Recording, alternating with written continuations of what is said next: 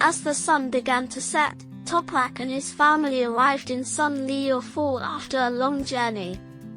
Golden sunlight streamed through the car windows, lighting up the city's stone buildings and making everything look like a painting from the past. Toprak opened his eyes wide, looking all around. This place feels so different, he thought. And it truly was. The colors were warmer, the sounds louder, and the smells richer. The first thing he heard when they entered the city was the call to prayer coming from a nearby mosque. His mom rolled the window down a little, and the scent of spices and fresh tandoor bread filled the car. His dad slowed the car and checked the map. First stop, Balıklıgöl. But let's get to know the city a bit first, he said. Toprak nodded.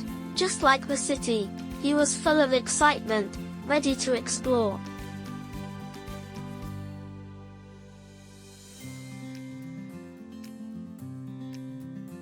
As they got closer to the old bazaar, the roads became narrow.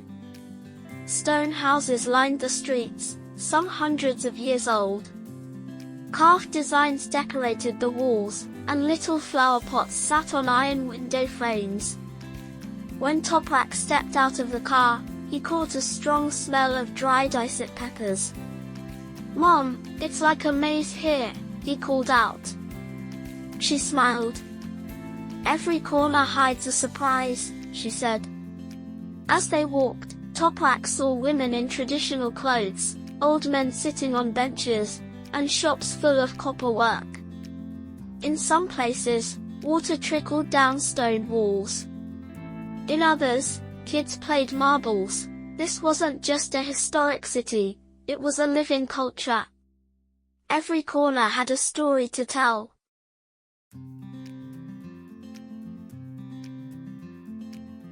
When they arrived at Balıklıgöl, the sky had turned a deep red. As they walked around the pool, Toprak watched the fish swim calmly. When he learned that the fish were considered sacred and no one harmed them, he walked more carefully. His dad knelt beside him and whispered, "This is where Prophet Abraham was thrown into the fire. But God turned the fire into water, and the wood into fish. That's why these fish are protected." Toprak knelt close to the water. He didn't touch it, just bowed his head with respect. His parents stayed quiet, too. The light on the water looked like memories written in waves.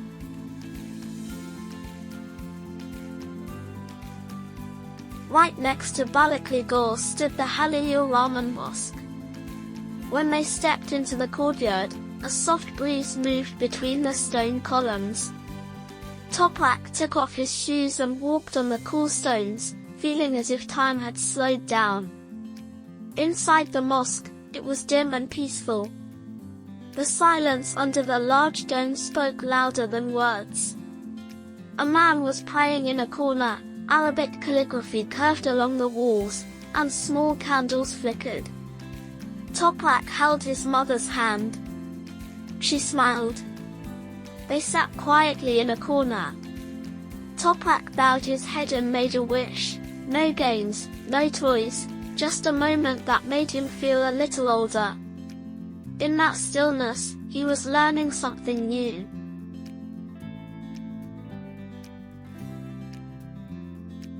Exploring can be tiring, but in a nice way. When Toprak and his family stepped into an old inn called Gümrük Han, they found a stone courtyard with little tables and chairs waiting for them. This place was from the Ottoman times. Today, it was full of people sipping tea and sharing stories. His dad ordered 3 glasses of tea. Toprak got apple tea. The steam rising from the glass smelled like cinnamon. In one corner, a young man was playing at the llama. The notes echoed off the walls and wrapped around the courtyard.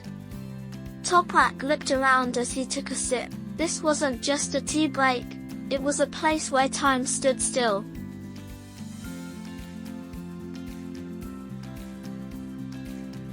When they entered the old market again, it was a rainbow of colors.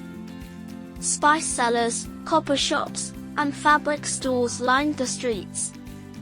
The smell of red pepper, dried cucumbers, and yellow saffron filled the air, making Toprak feel dizzy with wonder.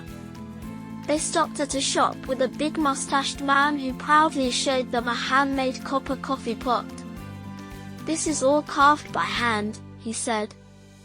A bit further, they saw colorful cloth dolls in local dresses. "Toprak, do you want one?" his mom asked. But Toprak shook his head. "I'll draw them in my notebook instead," he said. In that moment, drawing became just as precious as buying.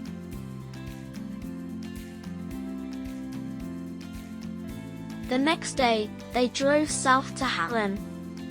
Along the road, dry land stretched far, with golden grass and a few lonely trees. Toprak looked out the window, then suddenly shouted, "Mom! Dad! Look at those houses!" For the first time, he saw cone-shaped homes. Harran houses had been around since ancient times. Made of brick, with pointy tops and cool insides, they were built to beat the heat. They stopped and went inside one. The owner welcomed them with a warm smile. As Toprak explored, he saw an old map on the wall. These homes weren't just shelters, they were keepers of history. That day's biggest surprise was Göbekli Tepe. At the entrance, the guide welcomed them. "This is the oldest known temple site. These stones are 12,000 years old," he said with excitement. Toprak looked up at the tall stone pillars.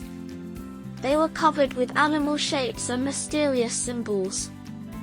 He couldn't touch them, but he could imagine. He closed his eyes and saw a movie in his mind, people building the stones, sitting by fire, watching the stars. Göbekli Tepe wasn't just an old site. It was the first sentence of human history. And Toprak felt like a word inside that sentence.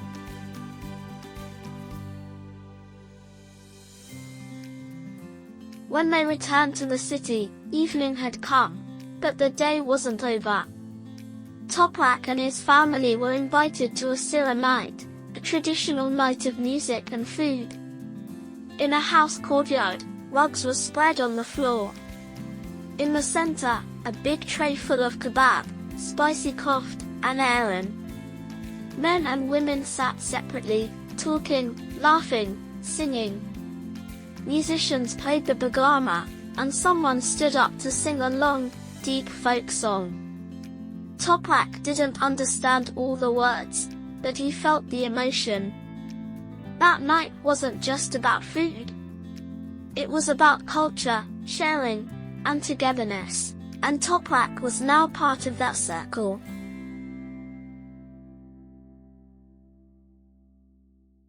It was late. They returned to their small hotel room.